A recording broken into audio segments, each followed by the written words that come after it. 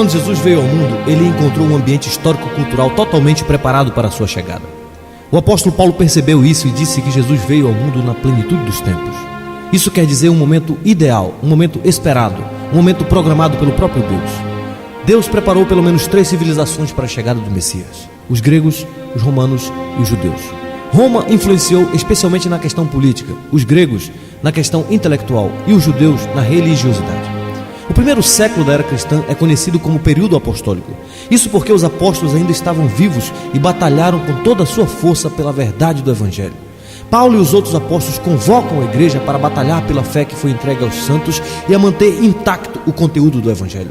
Obviamente, essa não era uma batalha fácil, uma vez que a igreja era extremamente perseguida e os césares odiavam a fé cristã. Nero, por exemplo, incendiou Roma e colocou a culpa nos cristãos. Em consequência disso, os cristãos foram perseguidos e mortos nas arenas. Por outro lado, as perseguições produziram uma igreja purificada, tanto na vida como na doutrina.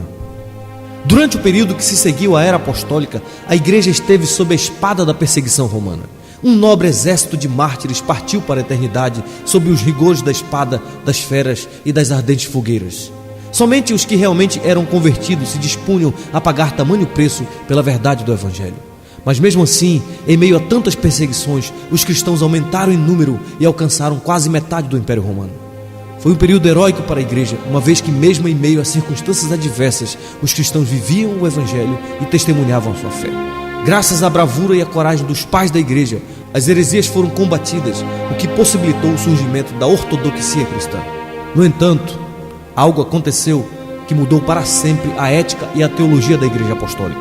No início do 4º século, o imperador Constantino se declarou cristão e em 313 promulgou o Edito de Milão. Isso dava liberdade de culto aos cristãos. Os cristãos então foram integrados à sociedade romana. E não demorou para que o cristianismo se tornasse a religião oficial do Estado. Era o início da Igreja Católica Romana. A igreja, até então formada por pessoas de classes mais baixas, foi abrindo espaço entre a aristocracia. Antes que se iniciasse o 4º século, os templos pagãos já haviam sido abandonados ou então transformados em templos cristãos. No século IX, não existia na Europa Ocidental quase ninguém que não acreditasse no Deus da Bíblia. Parecia ser o triunfo do cristianismo, mas na realidade, tal popularidade produziu resultados catastróficos para a igreja. Para começar, todos queriam ser membros da igreja e quase todos eram aceitos, tanto os convertidos como os perversos. Homens mundanos e ambiciosos desejavam cargos na igreja a fim de obter influência social e política. Por volta do final da Idade Média, o cristianismo estava completamente fora dos padrões que os apóstolos deixaram. Mesmo dentro do clero, a condição moral era uma realidade alarmante. Embriaguez e adultério eram os menores vícios de uma liderança que havia apodrecido quase por completo. Mesmo os que se separaram do mundo em busca de uma espiritualidade sadia foram contaminados. A Trindade Santíssima não era mais o único objeto de culto. Maria e outros santos passaram a ocupar lugar de adoração no culto de Deus. As peregrinações a lugares sagrados conferiam graça aos fiéis. A missa tomou o lugar da ceia do Senhor. O cristianismo, assim como o paganismo, era simplesmente uma religião do medo e do pânico. Neste período de total abuso papal e de corrupção geral da igreja, Deus começou a levantar alguns movimentos de reforma. Homens como os valdenses no final do século XII, homens como John Wycliffe, que traduziu o Novo Testamento para o inglês, homens como John Hus, que proclamou a necessidade da libertação da autoridade dos abusos do Papa, homens como Jerônimo Savonarola na Itália. Esses homens começaram a gritar contra os abusos da igreja e a clamar em defesa da verdade apostólica. Mas o mundo não estava preparado para recebê-los, de modo que foram reprimidos com sangrentas perseguições. Nesse período também acontecia no mundo o despertar da Europa para o interesse pela literatura, pelas artes e pela ciência. Era a chegada do Renascimento. Na Alemanha, na Inglaterra e na França, o Renascimento possuía um sentimento religioso. E isso despertou um novo interesse pelas escrituras sagradas. Isso levou o povo a investigar os verdadeiros fundamentos da fé cristã, independentemente dos dogmas de Roma. Antes de se inventar a imprensa, os livros eram copiados à mão. Mas a imprensa possibilitou o uso comum das escrituras e incentivou a tradução e a circulação da Bíblia em todos os idiomas da Europa. A chama da reforma começou a arder primeiramente na Alemanha, sob a direção do monge Martinho Lutero, que era professor da Universidade de Wittenberg. Lutero visitou a cidade de Roma e ficou escandalizado com o declínio moral dos líderes religiosos. Lutero passou por crises espirituais profundas. Ele temia que o Deus justo não o aceitasse. Por isso ele se desdobrava em penitências religiosas para conseguir méritos diante de Deus. Como resultado do estudo sério da Bíblia, descobriu e entendeu a poderosa doutrina da justificação pela fé. Isso foi revolucionário para ele. Ele encontrou paz e descanso para sua alma na cruz de nosso Senhor Jesus Cristo e começou a pregar a sua descoberta na cidade de Wittenberg. O Papa Leão X, querendo arrecadar fundos para terminar as obras do Templo de São Pedro em Roma, permitiu que João Tetzel percorresse a Alemanha vendendo indulgência que garantiam o perdão dos pecados. Lutero ficou extremamente indignado com tal pregação e começou a denunciar como falso o ensinamento de Tetzel. Na manhã do dia 31 de outubro de 1517, Lutero afixou as suas 95 teses na porta da Catedral de Wittenberg e com tal atitude estava deflagrado o grito da Reforma.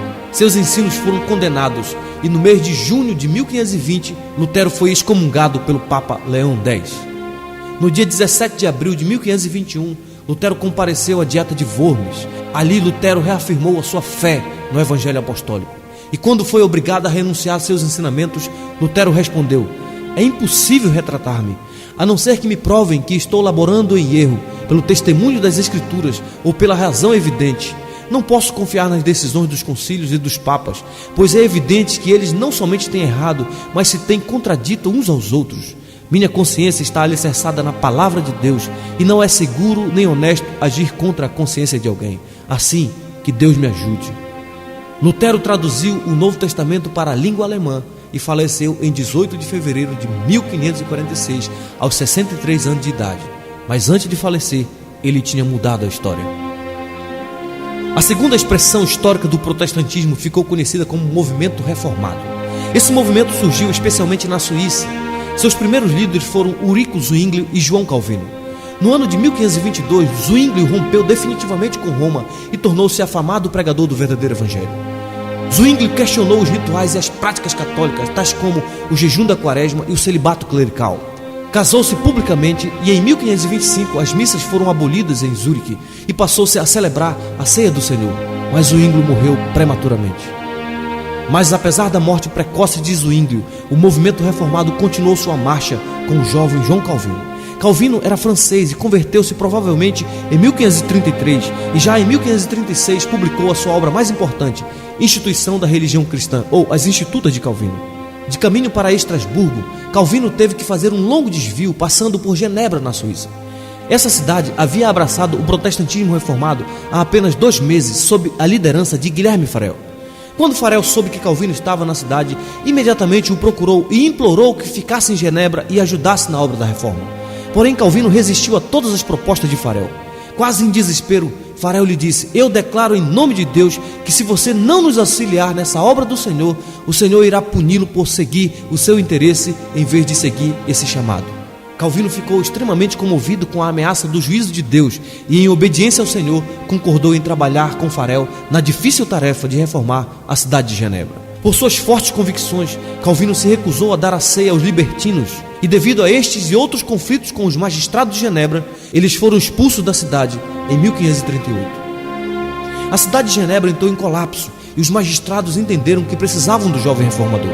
Por isso insistiram para que Calvino retornasse à cidade. A princípio, João Calvino não aceitou o convite, mas com a insistência das autoridades, voltou a Genebra em 1541 e começou a sua obra de reforma que abalaria o mundo inteiro. Em 1559, Calvino tornou-se cidadão de Genebra e fundou a Academia de Genebra. Seu grande sonho era transformar Genebra numa cidade cristã modelo. O resultado foi que Genebra tornou-se um grande centro do protestantismo, preparando líderes reformados para toda a Europa e abrigando centenas de refugiados.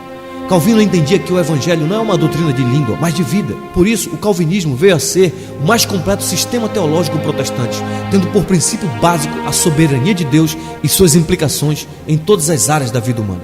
Nas palavras de John Knox, Calvino fez de Genebra a mais perfeita escola de Cristo na terra desde os apóstolos. Calvino morreu em 27 de maio de 1564, mas antes de morrer, mudou a história da Europa e de todo o mundo ocidental.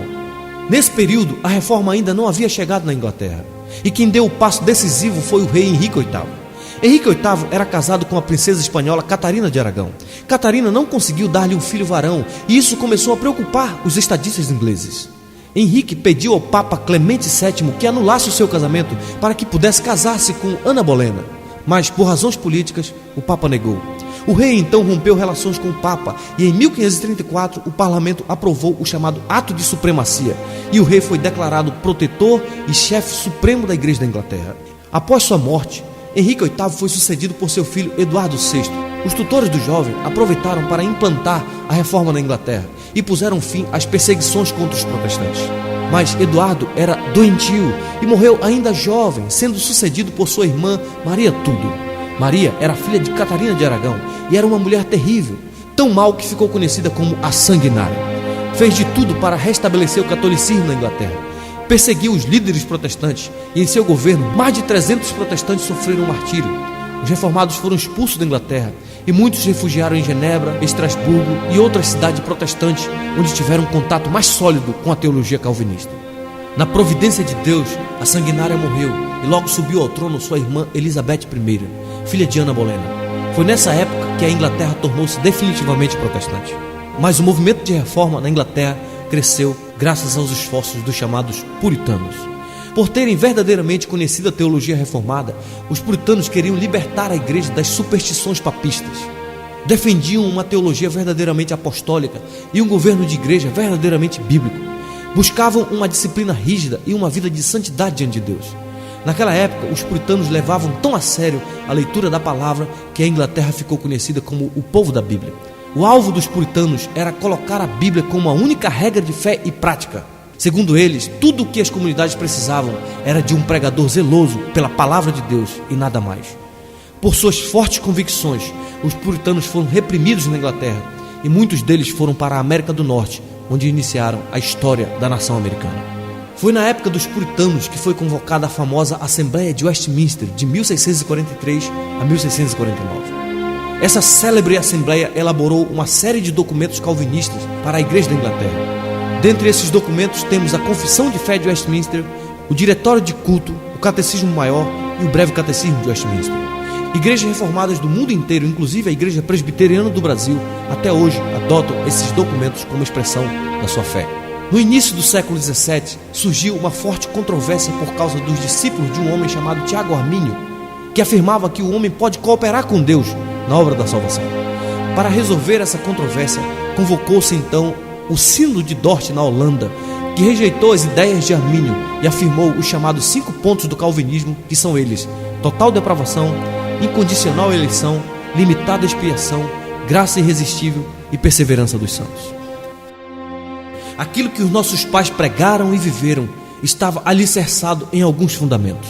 O primeiro fundamento era a absoluta autoridade e suficiência das Sagradas Escrituras. A Bíblia é a palavra de Deus, a única regra de fé e prática, e não temos necessidade de outros meios de revelação, pois ela é perfeita em todos os seus aspectos. O segundo fundamento dos nossos pais é a absoluta suficiência de Cristo, solos Cristos. Os reformadores nos ensinaram que nossa salvação não depende nem do Papa, nem dos bispos, nem dos santos e nem da intercessão de Maria. Pelo contrário, a salvação é realizada unicamente pela obra mediatória e consumada de Cristo na cruz do Calvário. O terceiro fundamento é a suficiência da soberana graça de Deus. Juntamente com todos os apóstolos do primeiro século, os reformadores ensinaram que os seres humanos nascem espiritualmente mortos em delitos e pecados e por isso não são capazes de ajudar a Deus na obra da salvação. O quarto fundamento é a justificação unicamente pela fé na cruz de Cristo. Seguindo o rastro dos apóstolos, os reformadores sustentaram que a justificação é mediante a fé. Lutero dizia que este é o artigo pelo qual a igreja fica de pé ou cai. Deus nos declara justo por causa da justiça de Cristo imputada a nós. E por último, os reformadores tinham uma visão elevada da soberania de Deus. Nos ensinaram que Deus está infinitamente além de qualquer coisa que nossa mente carnal possa compreender. O principal lema dos reformadores era soli Deo glória, somente a Deus a glória. Só Deus é soberano, só Deus é criador, só Deus é sustentador. Tudo que existe pertence a Ele, portanto somente Ele é digno de toda a glória. Eles procuraram colocar em prática em todas as áreas da vida aquilo que Paulo diz em 1 Coríntios capítulo 10, versículo 31. Portanto, quer comais, quer bebais, ou façais qualquer outra coisa, fazei tudo para a glória de Deus. Eles casavam, trabalhavam, comiam, descansavam, escolhiam sua profissão, criavam filhos, educavam seus filhos, ganhavam dinheiro e investiam tudo para a glória de Deus.